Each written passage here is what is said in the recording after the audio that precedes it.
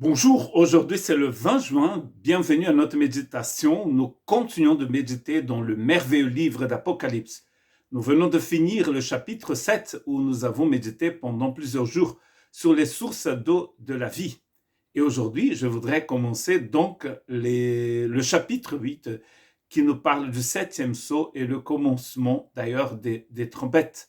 Les trompettes, bien sûr, elles commencent en quelque sorte dans l'interlude qui va du chapitre 6 au chapitre 8.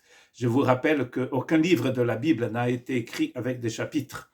Pour voir bien cette transition entre les sceaux et les trompettes, je voudrais vous lire la fin du chapitre 6 et aussi le début du chapitre 7. À la fin du chapitre 6, nous voyons là le sixième sceau. Et il disait aux montagnes et aux rochers, tombez sur nous et cachez-nous loin de celui qui est assis sur le trône et loin de la colère de l'agneau. En effet, le grand jour de sa colère est venu et qui peut résister. C'est ainsi d'ailleurs que ces personnes qui n'ont pas le sceau de l'agneau et qui ont le sceau de la marque de la bête, c'est comme cela que les gens voient ces sceaux, ces six sceaux que nous voyons dans le chapitre 6. Ensuite, avant que les trompettes ne sonnent, avant que le septième sceau ne soit révélé, nous avons donc un genre d'interlude dans le chapitre 7, où nous allons voir les 144 000. Et cela, nous trouvons dans Apocalypse 7, verset 4. Puis j'entendis le nombre de ceux qui avaient été marqués de cette empreinte. Ils étaient 144 000 de toutes les tribus d'Israël. Cela dans le chapitre 4, donc c'est écrit dans le chapitre 7, verset 4. Dans la suite, dans le chapitre 7, verset 9, nous voyons toujours les 144 000 qui maintenant ne sont plus appelés 144 000, mais une foule qu'on ne pouvait pas compter. Nous avons vu que les 144 000 ici et aussi les 144 000 dans le chapitre 14, c'est synonyme d'une foule qu'on ne peut pas compter. Le chapitre 7, c'est très clair, il est divisé en deux parties. Il y a ceux qui sont scellés sur la terre et ceux qui sont devant le trône de l'agneau. Donc on voit l'Église qui milite encore et l'Église qui est déjà triomphante, l'Église qui est devant le trône de l'agneau, la même Église qu'on va trouver sur le mont Sion dans le chapitre 14. Et si vous avez remarqué, dans toutes ces parties d'Apocalypse, elles finissent ou elles commencent par des temps liturgiques, par des temps de chant. Alors, le septième sceau, dont on ne sait pas ce que c'est, parce que le livre ne nous dit pas ce que c'est que le septième sceau, mais le septième sceau, en fait, introduit les 7 trompettes. Et nous allons voir ce que dit le verset 1 du chapitre 8, le début des 7 trompettes, c'est-à-dire l'ouverture du septième sceau. Quand l'agneau ouvrit le septième sceau, il eut dans le ciel un silence d'environ une demi-heure. Un silence d'une demi-heure. Ah, très intéressant. Donc on a eu de la musique depuis le chapitre 4, chapitre 5 et le chapitre 7. Et maintenant, nous avons du silence. Qu'est-ce que ça veut dire, ce silence?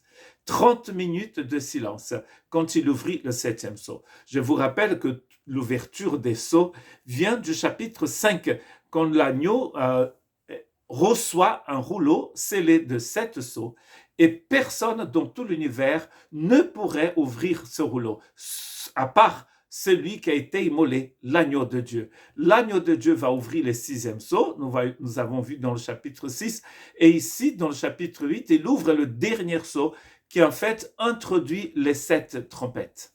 Mais on ne sait pas ce que c'est que ce septième sceau, ce n'est pas écrit.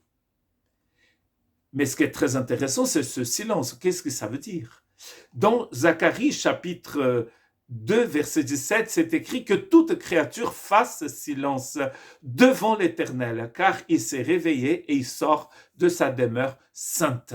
Donc, il faut faire silence devant le Seigneur. Après toute la musique, tous les chants du chapitre 5 et du chapitre 7, mais aussi du chapitre 4, nous avons un silence. Il y a plusieurs possibilités. Certains vont penser au silence qui a eu quand le temple a été inauguré, le temple de Salomon, et la présence de Dieu a été palpable dans le temple. il y a un silence, il n'y a plus de travail, personne ne peut rien faire. Le grand sacrificateur et les prêtres du temple ne peuvent rien faire parce qu'il y a cette présence de Dieu. D'autres vont penser que ce silence, c'est un silence liturgique, ce qui est fort possible, parce que nous avons vu plusieurs chants. Il y a beaucoup de cantiques et il y a en fait ce silence. D'autres vont penser que ce silence représente l'éternité, le temps de repos. Or, dans l'Apocalypse, ce qui est décrit juste par la moitié ne peut pas être représenter ce qui est infini. Donc, 30 minutes ne pourraient pas représenter l'éternité.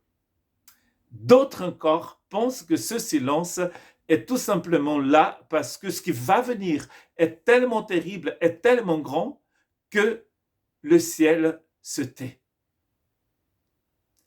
Qu'est-ce que ça pourrait bien représenter, ce silence? Est-ce le silence parce que Dieu parle et en fait là, tout l'univers se tait? Est-ce que c'est un silence parce que ce qui vient est terrible? Est-ce que c'est un silence liturgique? C'est possible que ça soit tout cela. Un silence liturgique parce qu'on vient de chanter, mais là on ne chante plus. C'est peut-être un silence, le silence parce que Dieu va parler d'une façon tellement incroyable et le monde entier, l'univers tout entier se tait. Et c'est peut-être parce que ce qui vient est tellement terrible que le ciel ne sait pas quoi dire. Certains vont dire que c'est parce qu'il n'y a pas de Brésiliens au ciel, parce que les Brésiliens aiment bien parler. D'autres vont dire les femmes, je voulais dire les Brésiliens.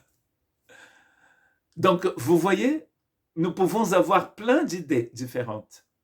Mais ce qui est sûr, c'est que ce qui vient là est terrible. Et peut-être pour cela, le ciel se tait. Il me semble que c'est important pour nous aussi de vivre de temps de silence. Quand Dieu sort de sa demeure, et il sort tous les jours, nous devions nous taire. Et même le silence devant Dieu, c'est de l'adoration, c'est de la louange. Que Dieu vous bénisse.